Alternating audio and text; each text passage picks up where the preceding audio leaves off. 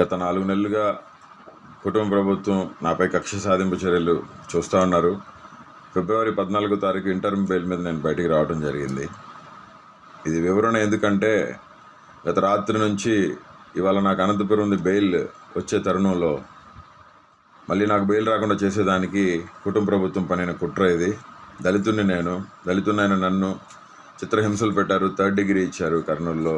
నా వెన్నుపూస L4 bone fracture అయింది.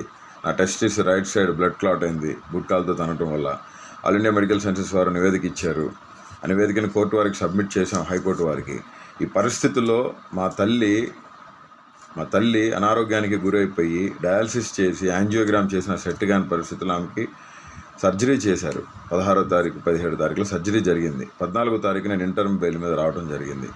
చెన్నైలో అపోలో హాస్పిటల్లో నా కన్న తల్లికి సర్జరీ జరిగిన మాట హైకోర్టు వారికి మేము చెప్పాము. హైకోర్టు వారు దాన్ని విచారించుకున్నారు.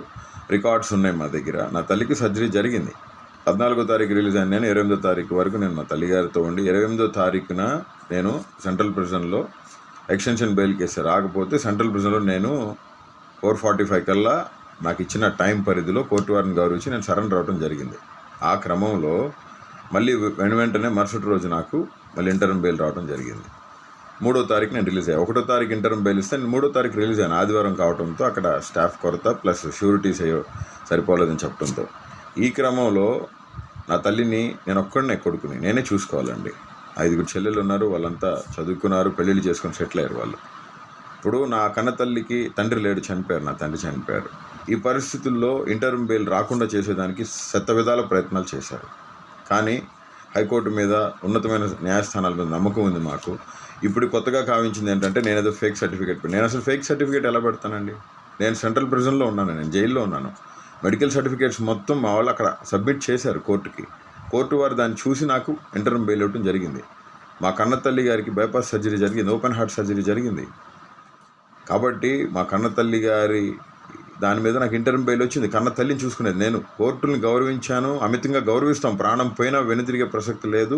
కోర్టులకే, కోర్టు మాటలకే, కోర్టు న్యాయమూర్తుల మాటలకే కట్టుబడి ఉంటాం. బాబాసాహెబ్ అంబేద్కర్ వారసుడిగా, దళితుడిగా, నేను ఒక లా చేసిన స్టూడెంట్గా నేను మీకు అందరికీ విన్నవించుకుంటుంది ఒకటే, నన్ను ఇబ్బంది పెట్టి నాకు బెయిల్స్ రాకుండా నన్ను పర్మనెంట్గా జైల్లో ఉంచాలని చెప్పి కూటమి ప్రభుత్వం, నారా లోకేష్ గారు, పవన్ కళ్యాణ్ గారు, చంద్రబాబు నాయుడు గారు చేస్తూ ఉన్నారు. నన్ను చంపాలని చూస్తున్నారు. నాకు ఏమైనా, నా కుటుంబానికి ఏమైనా దానికి కారణం నారా లోకేషే. చంద్రబాబు నాయుడు, పవన్ కళ్యాణే. మరొకసారి తెలియజేస్తూ, నేను ఇంటర్మ్ బెయిల్ మీద ఉన్నాను. నా కన్న తల్లిని చూసేవాళ్ళు ఎవరు లేరండి. మాకు దిక్కెవరు లేరు. దేవుడే మాకు దిక్కు. జగన్మోహన్ రెడ్డి గారే ఏదైనా, కన్న తండ్రి అయినా తల్లి అయినా వైఎస్ఆర్సీపీ పార్టీ, జగన్మోహన్ రెడ్డి గారే మా తండ్రి లాంటి వ్యక్తి. కాబట్టి గతంలో జరిగిన పరిణామాలకి, ఇప్పుడు జరిగిన పరిణామాలకి మీరు చూస్తూ ఉన్నారు. ఎవరెవరిని ఎంతమందిని తీసుకెళ్ళి లోపలేస్తున్నారో. దయచేసి కోర్టు మీద అమితమైన గౌరవం ఉంది. నా మీద తప్పుడు ఆరోపణలు చేస్తున్నారని నేను ఈ వీడియో రిలీజ్ చేస్తూ ఉన్నాను. కంటతడి పెట్టుకుంటూ నేను ఈ వీడియో రిలీజ్ చేస్తున్నానండి. ఈ పరిస్థితులు పగడికి కూడా రాకూడదని చెప్పి. నా కన్న తల్లికి ఓపెన్ హార్ట్ సర్జరీ అయిందండి. నా కన్న తల్లి దిగులుతో, మనోవేదంతో ఆవిడ స్టిచెస్ కూడా విప్పించుకోలేని పరిస్థితి. నన్ను చూసిన తర్వాతే ఆవిడ స్టిచెస్ అన్ని విప్పించుకోవడం జరిగింది.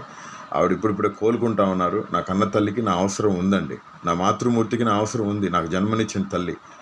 కాబట్టి కోర్టు వారు దీన్ని పరిగణలోకి తీసుకొని న్యాయం చేయాలని, మెడికల్ రికార్డ్స్ మొత్తం కూడా, నా తల్లికి సర్జరీ జరిగిన మాట వాస్తవం, నా తల్లి మనోవేదంతో ఉన్నమాట వాస్తవం, నా తల్లికి నా అవసరం ఉన్నమాట వాస్తవం. హ్యుమానిటేరియన్ గ్రౌండ్స్లో కోర్టు వారు అన్ని రికార్డ్స్ పరిశీలించి నాకు ఇంటర్మ్ బెయిల్ ఇవ్వడం జరిగింది. దీన్ని తప్పుదో పట్టించడానికి ఆంధ్రప్రదేశ్ పోలీస్ యంత్రాంగం మొత్తం ట్రై చేస్తూ ఉంది. అనంతపురం సిఐ సాయినాథ్ గారు ఇదే పనిలో ఉన్నారు. చాలా ఇబ్బందులు పెట్టారు నన్ను, చాలా చిత్రహింసలకు గురి చేశారు ఆయన. బెయిల్ రాకుండా 311 సెక్షన్ నా మీద పెడతాం జరిగింది. 311 సెక్షన్ నాకు ఆప్ట్ అవుదండి. As per the given constitutional rule నాకు అసలు ఆప్ట్ అవునే అవుతుంది.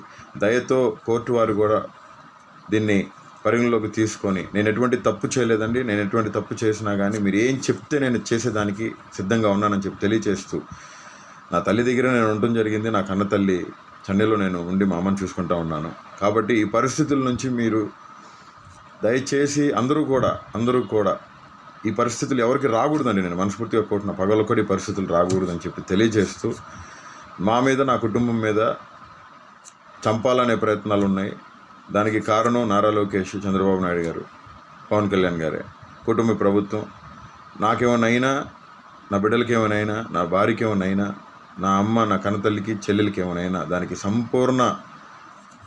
సంపూర్ణ జవాబుదారి కానీ దాని కారకులు కానీ చంద్రబాబు నాయుడు గారు, ఆయన కొడుకు నారా లోకేష్, రెడ్ బుక్ రాజ్యాంగం అధినేత ఆయన ప్లస్ పవన్ కళ్యాణ్ గారని మనస్ఫూర్తిగా తెలియజేస్తూ, కోర్టు ధిక్కరణ ఎప్పుడు బోరుగడ్డ అనిల్ కుమార్ చేయడండి. అవసరమైతే ప్రాణం వదిలేస్తాను. కోర్టు ధిక్కరణ చేసే వ్యక్తిని కాదు. నా మనుషులను కూడా టార్గెట్ చేసి నాకెవరూ సాయం చేయకుండా ఉండాలని చెప్పి వాళ్ళ ప్రయత్నం ఇది.